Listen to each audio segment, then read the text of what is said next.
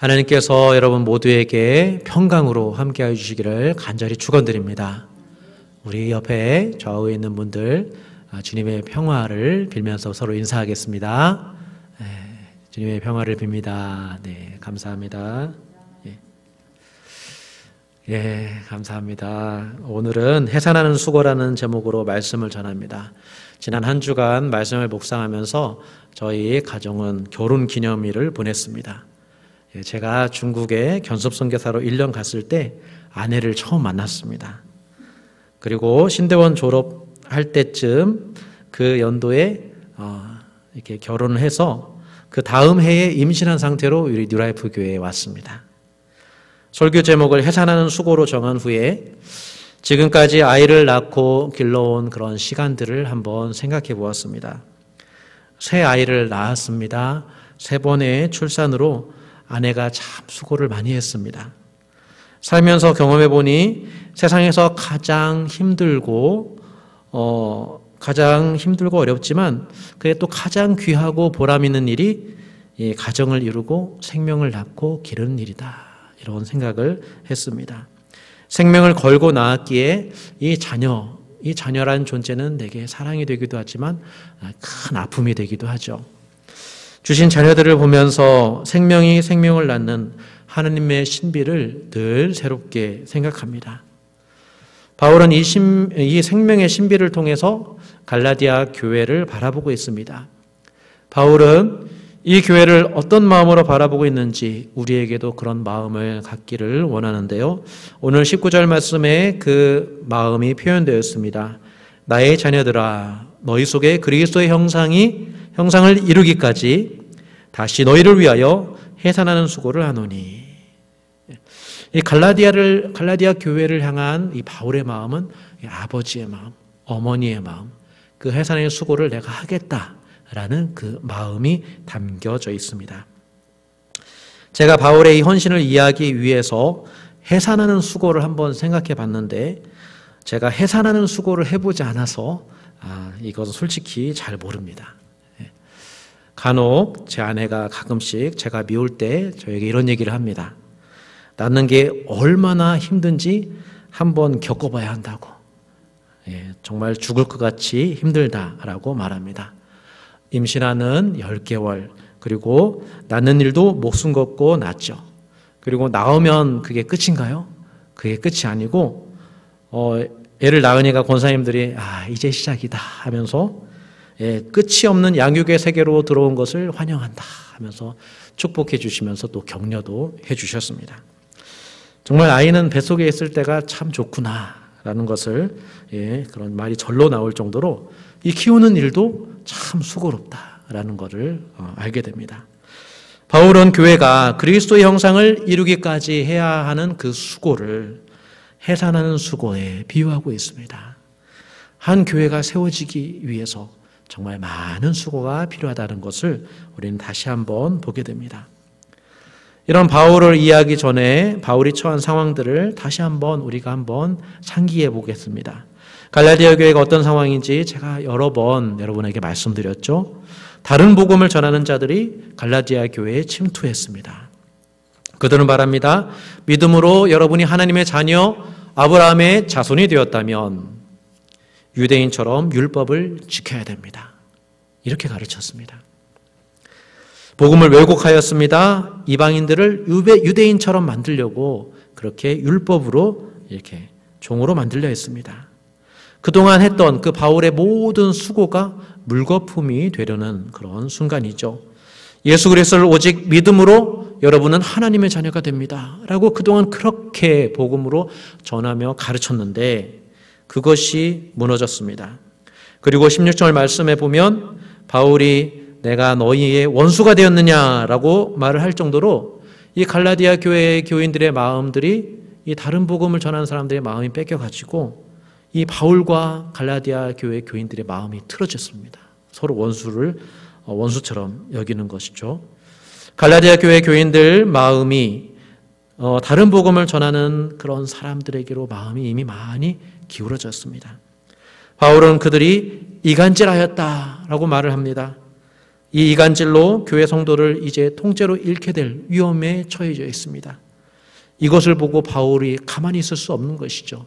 아버지의 마음, 해산하는 그런 그 수고를 했던 어머니의 마음으로 가만히 있을 수가 없었습니다. 저는 이런 비슷한 일을 중국의 선교지에서 겪었습니다. 선교사님이 안식년에 부재 중일 때 그 제자들이 어떤 다른 선교사님의 가르침을 받았습니다. 그 중에 한 가지가 이 방언의 은사 문제로 고민이 그 문제가 생겼습니다. 방언이 성령 받았다는 결정적인 증거라는 이 선교사님의 주장, 이 강한 주장에 방언을 하지 못했던 중국의 제자들이 근심했습니다. 방언을 하지 못하는 사람들이 그 말씀을 듣고 나는 성령을 받지 못했나?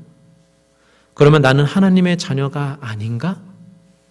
그러면서 그 공동체가 하나님의 자녀라는 정체성, 바로 거기에 혼란이 빠졌습니다. 그 믿음이 흔들리기 시작했습니다. 이런 소식이 한국에 전해졌고 선교사님이 즉시 중국으로 날아와서 제자들을 다 불러 모아놓고 성경을 다 펼쳐놓고 예전에 가르쳤던 그 성경 말씀을 하나씩 짚어가면서 성령은 방언을 줄 수 있지만 그러나 성령의 가장 중요한 사역은 성령은 진리의 영이다. 진리이신 예수님을 믿고 알고 따를 수 있게 하는 게 바로 성령께서 하시는 일이다. 그러면서 방언이 없어도 너희들이 예수님을 알고 믿고 고백하며 진실로 성령의 열매를 맺어간다면 그거는 성령 받은 거다. 성령은 그런 일을 하는 거다라고 이렇게 그 흔들리는 마음들을 잡아주셨습니다.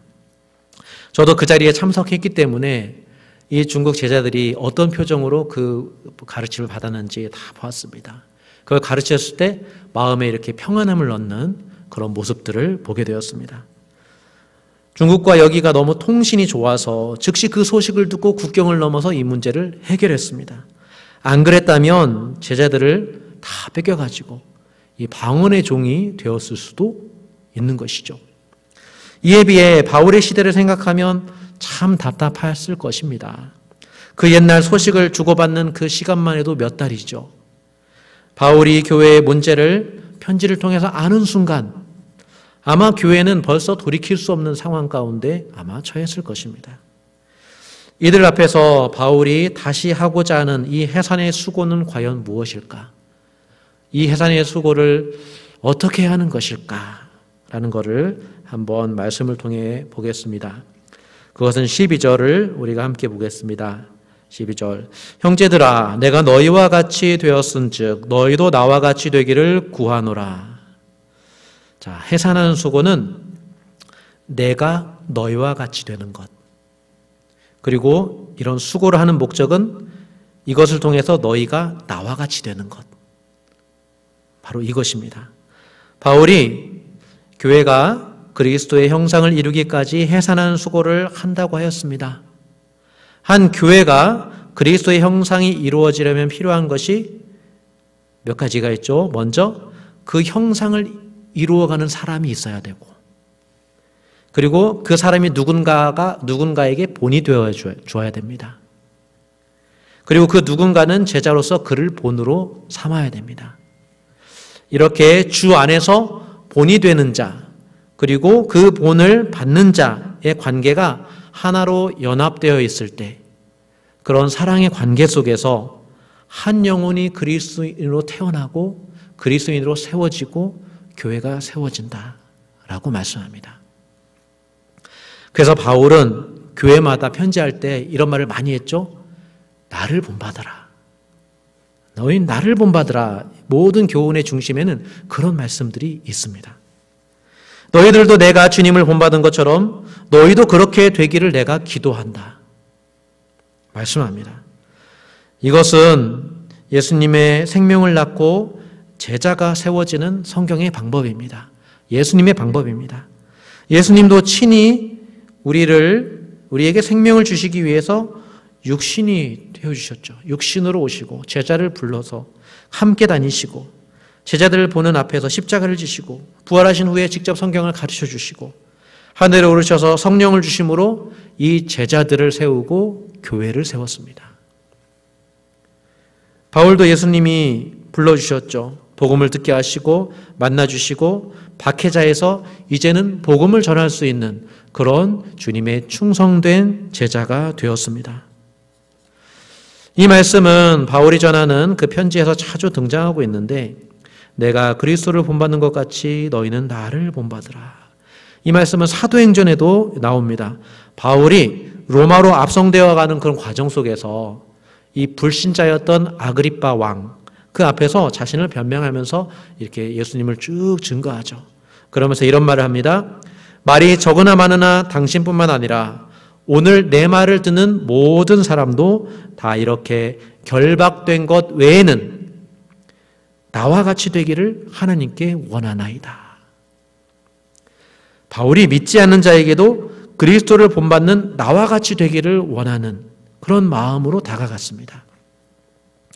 이 일을 위하여 바울은 값없이 복음을 전하려고 수고했고 땀 흘렸고 때로는 고난을 받았고 그래서 작은 것 하나에도 예수님의 충성스러운 제자로 살려고 그렇게 수고를 다했습니다. 그리고 이거를 자랑 삼았습니다. 그리고 이런 자신을 적극적으로 다른 사람에게 보여주면서 주님께 나오는 참 교육 교재로 자신을 그렇게 드린 것입니다. 바울이 교회를 위하여 해산하는 수고의 첫 번째는 자신이 먼저 복음을 믿고 예수님을 닮아 그리스도의 형상을 이루어가는 것, 그래서 자신이 충성스러운 그리스도인이 되는 것, 이게 가장 첫 번째고, 그 다음으로 함께 따라와야 할 것은 본이 되어 본받을 자와 함께하는 그 시간이 수고가 필요한 것입니다. 나만 잘 믿는 게 되는 게 아니라 내가 잘 믿는다면 나와 함께하는 자들도 잘 믿게 되도록 하는 것이죠. 이것은 어려운 말로 성육신의 원리라고도 합니다. 예수님이 우리를 살리기 위해서 하늘 영광을 버리고 육신이 되시고 우리와 같이 되셨습니다. 우리와 똑같이 먹고 자고 숨쉬며 살아가셨습니다. 그렇게 살아가면서 제자들을 세운 것이죠. 예수님은 자신을 다 보여주셨습니다. 공개적으로 다 보여주셨습니다. 마찬가지로 바울도 그렇게 다가갑니다. 12절에 내가 너희와 같이 되었은즉 그래야 너희도 나와 같이 된다라고 기도하고 있습니다. 나와 같이 만들려면 내가 먼저 가야 됩니다. 다가가야 됩니다. 함께 해야 합니다. 실제로 저 자신이 어떻게 이 신앙이 성장했는가 이런 것들을 보면 책을 통해서 설교를 통해서도 많이 배웠지만 저의 삶에 크고 작고 예수님의 모습을 보여주셨던 분들이 계셨습니다. 저 가까이 계신 분들이 정말 어떤 선택의 순간에 믿음의 선택을 이렇게 하는 모습을 봤을 때 그 모습이 마음에 깊이 남았던 그런 경험이 있습니다. 그러면서 나도 저럴 때 저렇게 해야지. 나도 저런 상황일 때 이런 선택을 해야지. 라는 그런 마음이 저절로 들게 되었습니다. 우리는 이렇게 성장하죠. 여러분도 아마 그런 순간들이 있었을 것입니다.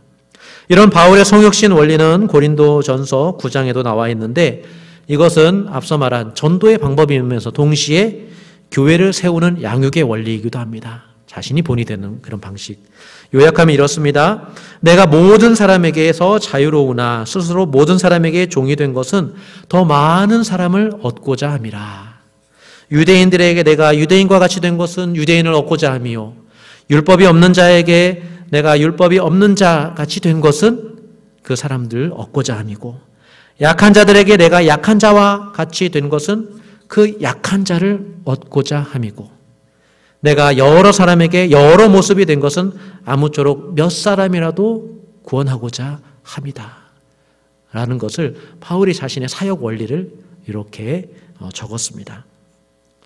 그러면 좀 더 구체적으로 바울은 어떻게 갈라디아 이방인의 삶 속으로 들어갔을까?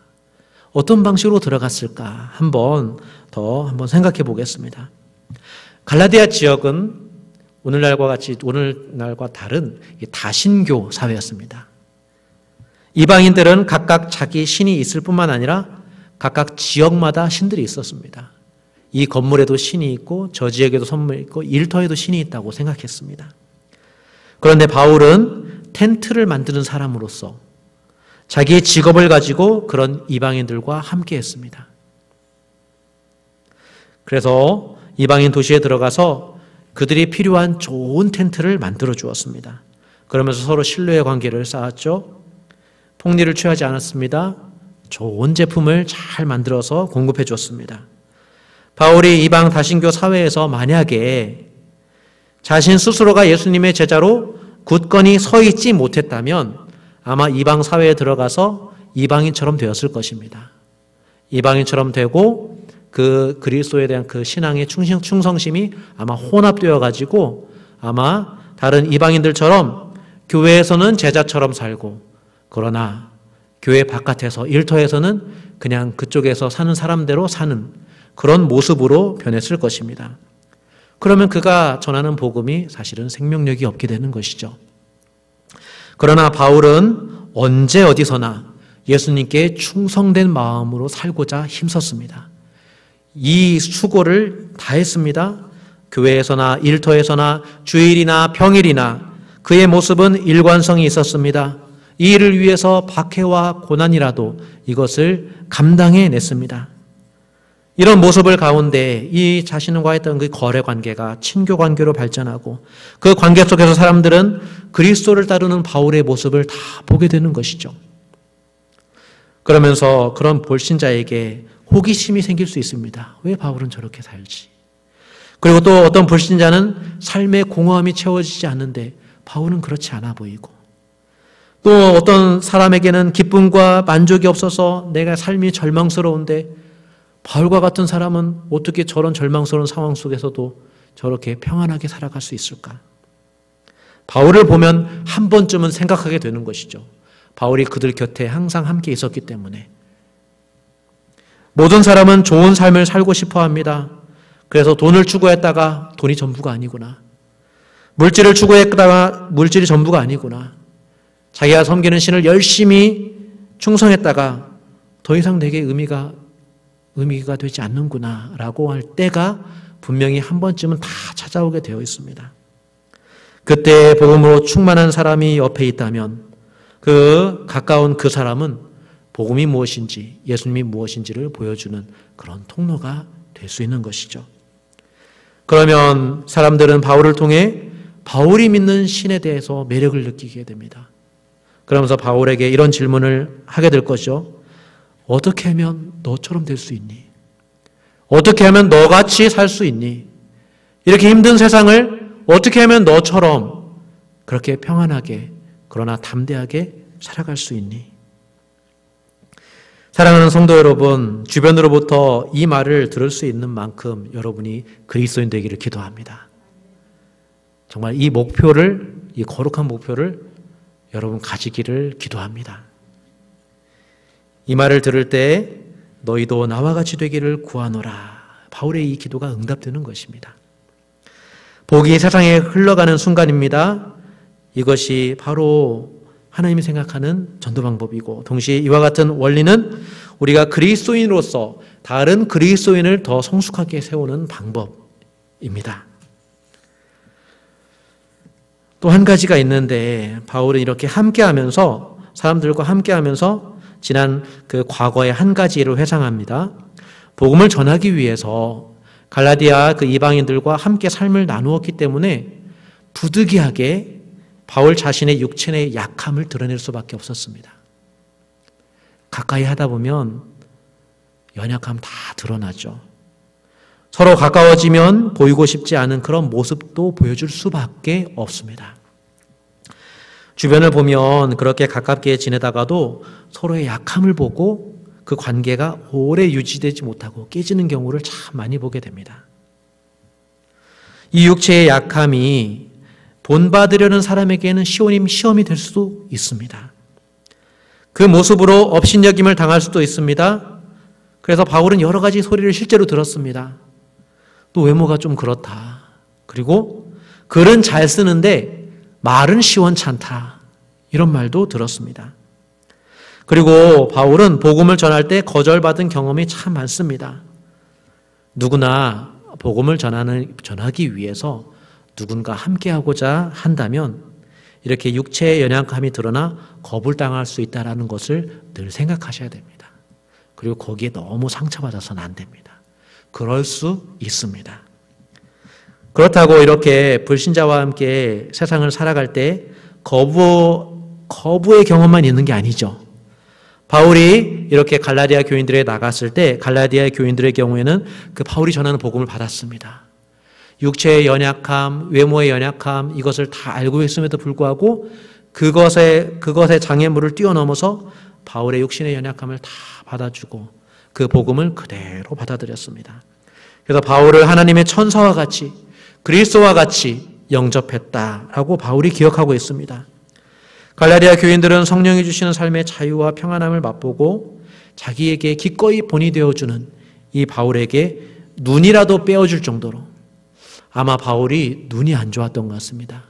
그래서 그 눈을 자기 눈으로 이렇게 바꿔주려는 그런 마음을 가질 정도로 그런 사랑과 생명을 나누는 그런 관계가 되었습니다.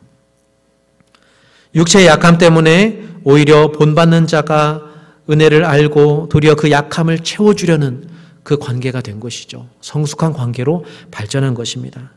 너희 눈이라도 빼어 나에게 주었으리라. 본받는 자로 그들과 함께하는 그 모든 수고는 갈라디아 교회를 이렇게 세워갔습니다. 예전에 바울이 이렇게 세웠다라는 것을 기억하고 있습니다. 바울이 이렇게 자신의 삶을 바쳐 해산하고 양육하였는데 지금 이 갈라디아 교회는 이제 이 바울의 자리에 다른 복음을 전하는 사람이 바로 그 자리를 차지해버렸습니다. 얼마나 이 바울의 마음이 애타고 아프고 이것을 다시 찾기 위해서 얼마나 하나님 앞에 기도했을지, 이 해산하는 수고를 내가 다시 하겠다, 그래서 내가 이 교회를 다시 한번 회복하겠다, 이 마음이 오늘 이 본문 가운데 담겨져 있습니다. 말씀을 정리하면서 저는 갈라디아 교회를 향한 바울의 마음, 내가 다시 그리스도의 형상을 이 교회에 이루기까지 내가 해산하는 수고를 하겠다, 그 일을 위하여 너희와 다시 내가 함께 하겠다라는 이 마음을 저 한 사람의 그리스도인으로서 또 목사로서 사역의 원리로 마음에 깊이 새겨봅니다. 이제 조금씩 교회의 유익을 위해서 내가 무엇을 해야 될지 이런 생각을 해보면서 이 바울의 가르침을 따라 내가 본이 되어야 되겠다, 이런 생각을 하면서 그 책임을 조금씩 더 감당하고자 합니다. 내가 목사라서가 아니라 그리스도인이기 때문에 더더욱 그러해야겠다라고 마음을 먹었습니다. 이 마음을 지키기 위해서 기도가 더 필요합니다. 그래서 더 기도하고자 하고, 더 말씀에 내가 먼저 헌신하고, 이 말씀에 내가 더 순종하기를 원하고, 또 사람들이 내게 찾아오기를 앉아서 바라는 그런 마음이 아니라 예수님처럼 거절의 두려움 속에서도 담대하게 어떻게든지 사람 속에서 들어가서 함께하고자 하는 그런 자세를 나에게 주시옵소서. 내가 이걸 닮아야겠다, 이런 생각을 해봅니다.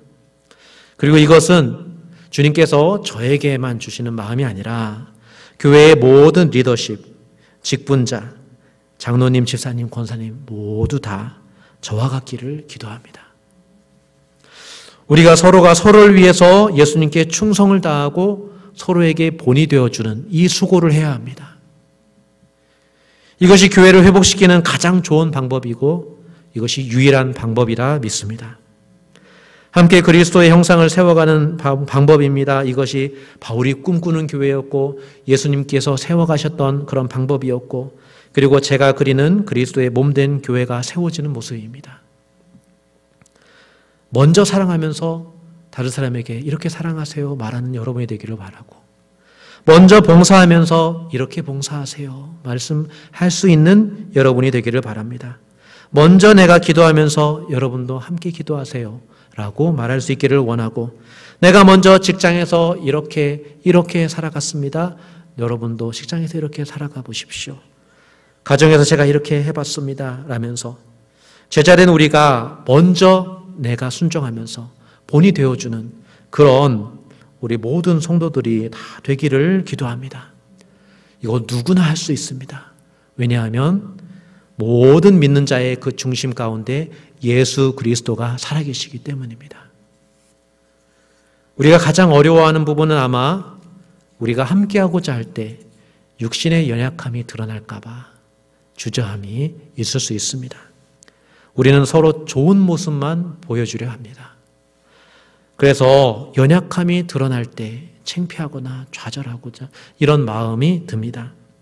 그러나 성육신의 원리는 그 연약함까지도 함께 가는 것입니다. 그것을 두려워한다면 우리가 생명을 살리는 역사가 일어나지 않습니다. 복음이 전해질 때에 내게 있는 육신의 연약함이 반드시 함께할 수밖에 없습니다. 그래서 내 안에 있는 연약함에 마음 쓰기보다 오히려 그것을 인정하고 오히려 마음의 중심에 그 약함을 통해서 일하시는 주님을 믿고 주님을 모시고 꾸준하게 성실하게 이 원리를 살아가는 그 마음이 중요합니다.